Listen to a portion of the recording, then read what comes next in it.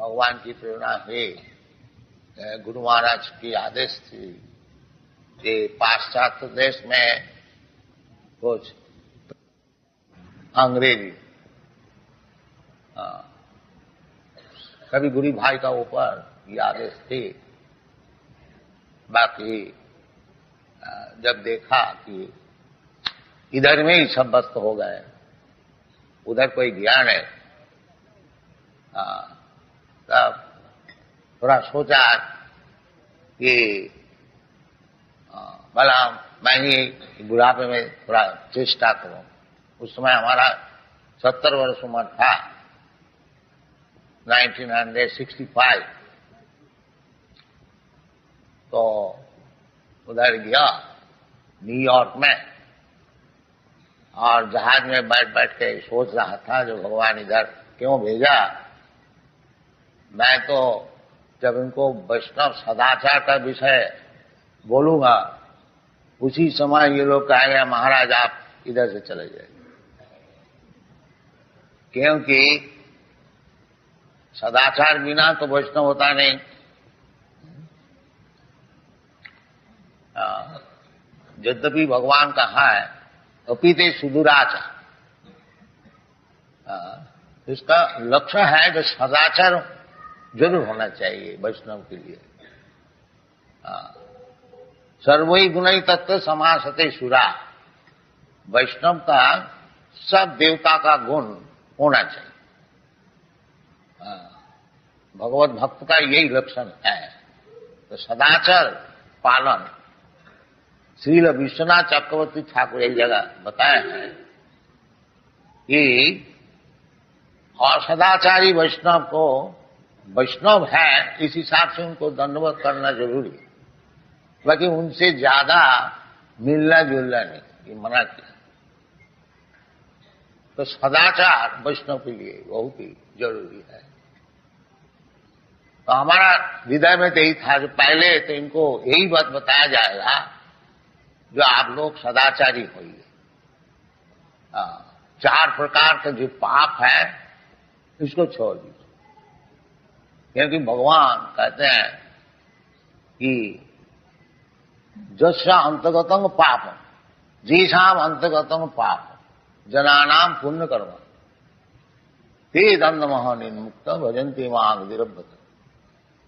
भगवान की सेवा में दिरव्रत होकर के सेवा में नियुक्त होना ये साधारण नहीं है।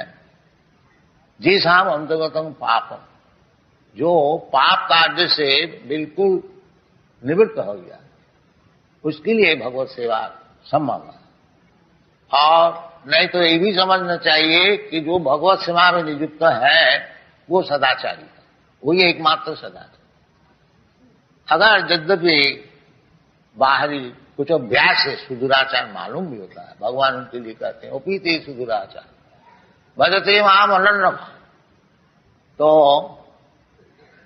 विदेश में जाकर के न्यूयॉर्क में विशेष करके एक पार्क जिसका नाम है टॉमकिंसन स्क्वायर, तो उधर जाके मैं कीर्तन शुरू किया। एक पेड़ का तले में बैठ के हरे कृष्णा, बस एक डुगडुगी लेकर उधर मृदंग भी नहीं था। तो ये सब बालक लोग आने शुरू किया, और इधर वो बालक अभी उपस्थित है जो कि जिसका नाम अभी है ब्रह्मानंद स्वामी, ये पहले आकर के नाचा था। ये बालक और भी एक बालक, उसको नाम है अभी अच्युतानंद स्वामी, वो अभी हैदराबाद में खूब प्रचार कर रहे हैं। तो आस्ते आस्ते ये भगवत कीर्तन की प्रभाव से चेत दर्पण मार्जनम भव महादावाग्नि निर्वापनम चैतन्य महाप्रभु की वाणी है। परंग विजयते श्री कृष्ण संकीर्तनम, भगवान की कीर्तन कीर्तनादेव कृष्ण समुक्त संग परम व्रजे। सुखदेव गोस्वामी की वाणी जो कलयुग में अनेक दोष है, ये दोष की निधि है। कलौ दोष निधि राजन अस्ति धीक महान, एक महागुण है मुझे। कीर्तनादेव कृष्ण समुक्त संग परम, केवल मात्र भगवान की नाम, तन्नाम ग्रहणादेवी, ये भगवत भक्ति शुरू होती है तन्नाम ग्रहणादेवी। तो इसका फल वास्तविक यूरोप अमेरिका में प्रत्यक्ष हुआ है कि कीर्तन करते करते करते आदु सध्यात तो साधु संग, फिर आगे बढ़ के आया और शिष्य होने का मांगा। मैंने उनको बोला जो देखो भाई, हमारा शिष्य होने के लिए तुमको 4 चीज छोड़नी चाहिए। एक तो अवैध स्त्री संग छोड़ना चाहिए। इनका देश में लड़का लड़की साहब ऐसे ही रहते हैं बिना विवाह, कुछ दिन रहा छोड़ दिया और किसी को पकड़ लिया, ऐसे चलते एज फ्रेंड्स। तो हमारा जो शिष्य होते हैं उसको ये नहीं चलेगा। तुम किसी को लड़की को चाहते हो, लड़का को चाहते हो तो शादी करो, शादी करके भद्र भाव से रहो। ये लोग मान ले, वो मैं शादी करा दिया।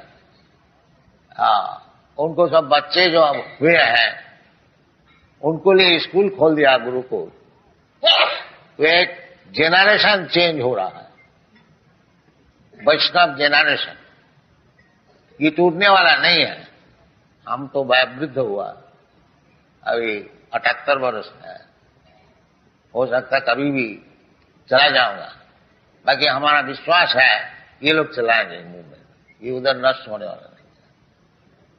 क्योंकि यही सिखाया जाता है कि भगवान में आसक्ति बढ़ाओ, जो कि भगवान स्वयं बताते हैं मैया सप्तमना प्रार्थ जोगम झुंझन मदास। भगवान का आश्रय लेकर के और ये भक्ति जो को अभ्यास करो, वो भक्ति जो क्या है, जो भगवान में आसक्ति बढ़ाओ। बस आसक्ति हम लोग को सभी का है।